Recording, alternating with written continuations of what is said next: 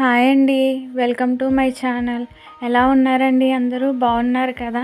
ఇప్పుడైతే ఎంతో టేస్టీగా ఉండే టమాటా రైస్ని సింపుల్గా కుక్కర్లో ఎలా చేసుకోవాలో అయితే ఇప్పుడు మీకైతే చూపిస్తానండి. దీనికోసం మనం కుక్కర్ని స్టవ్ ఆన్ చేసుకొని కుక్కర్ పెట్టుకోవాలి. ఇప్పుడు ఇందులోనే కొంచెం ఆయిల్ అయితే వేసుకోవాలండి.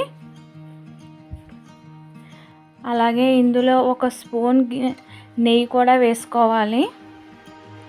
రెండు వేసుకోవడం వల్ల టేస్ట్ అనేది బాగుంటుందండి.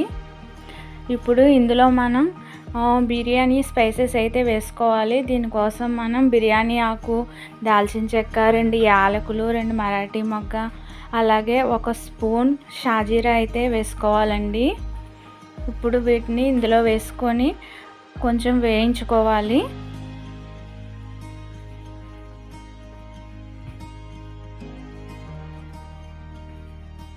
ఇవి కొంచెం వేగాయి కదండి. ఇప్పుడు ఇందులోనే సన్నగా కట్ చేసుకున్న ఒక పెద్ద ఉల్లిపాయనైతే, అలాగే ఒక 5-6 పచ్చిమిర్చిని ఇందులో మనం వేసుకొని బాగా వేయించుకోవాలండి. ఈ ఉల్లిపాయ ముక్కలు అయితే కనుక బ్రౌన్ కలర్ వచ్చేంత వరకు అయితే వేయించుకోవాలి వీటిని. అప్పుడే మనకి టేస్ట్ అనేది బాగుంటుంది.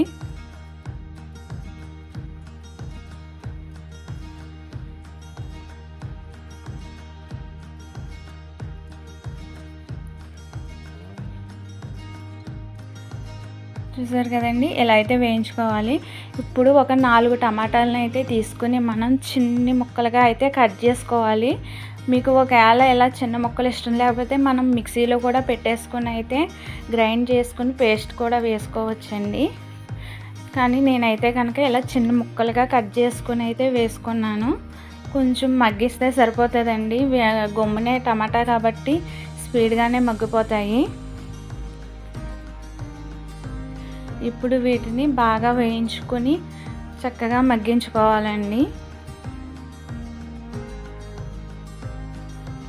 ఇప్పుడు కాసేపు మూత పెట్టేస్తే కనుక టమాటా అనేది మెత్తగా అవుతుంది.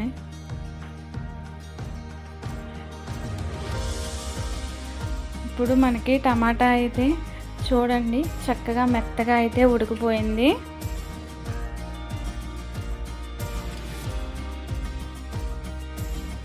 ఇప్పుడు ఇందులో మనం కొన్ని స్పైసెస్ని అయితే వేసుకోవాలి. దీనికోసం ఒక స్పూన్ ధనియాలు, జీలకర్ర పౌడరు, అలాగే హాఫ్ టేబుల్ స్పూన్ ఏమో కారం, కొంచెం పసుపు, రుచికి తగినంత ఉప్పునైతే ఇందులో వేసుకోవాలండి.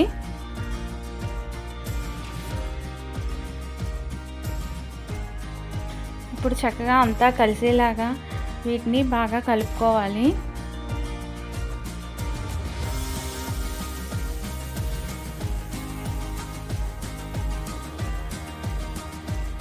ఇప్పుడు మనం రైస్ని అయితే తీసుకోవాలండి. నేనైతే నార్మల్ రైస్ని అయితే తీసుకుంటున్నాను. మీకు ఇష్టమైతే కనుక బాస్మతి రైస్తో కూడా చేసుకోవచ్చండి. ఇప్పుడు ఒక కొలతకి అనేసి నేను ఒక గిన్నె అయితే తీసుకున్నాను. మనం వాటర్ వేసుకున్నప్పుడు అయితే ఈ రైస్కి అయితే గిన్నెకి ఒక గిన్నె రైస్ అయితే కనుక 2 గిన్నెలు వాటర్ అయితే వేసుకుంటే సరిపోతుంది. దానికోసం మనం రైస్ని కొలుచుకోవాలి. ఇప్పుడు ఈ రైస్ని చక్కగా కడిగేసుకొని ఉంచుకోవాలండి. ఉంచుకొని ఇప్పుడు చూసారు కదా, ఇందులో అయితే వేసేసుకొని ఆ మసాలా అనేది రైస్కి బాగా పట్టేలాగా అయితే కలుపుకోవాలి.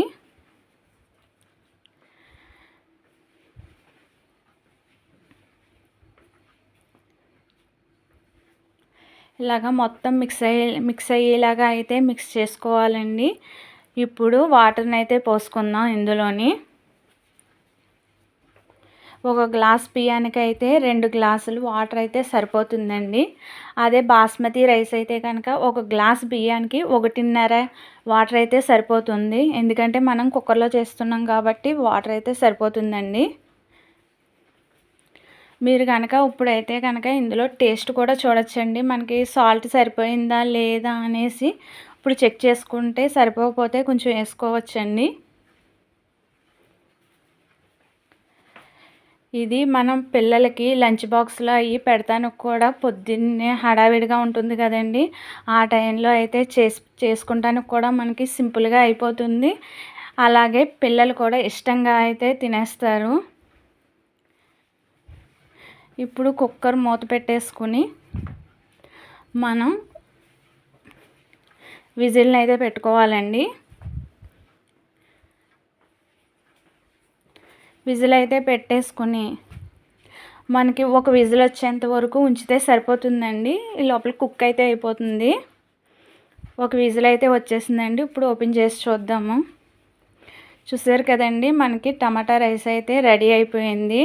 చాలా టేస్టీగా ఉంటుందండి.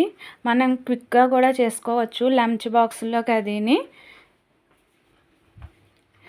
చూసారండి, అది ఎంత పొడి పొడిగా వచ్చిందోని. ఈ వీడియో కనుక మీకు నచ్చినట్లయితే లైక్ చేసి సబ్స్క్రైబ్ చేసుకోండి ఫ్రెండ్స్.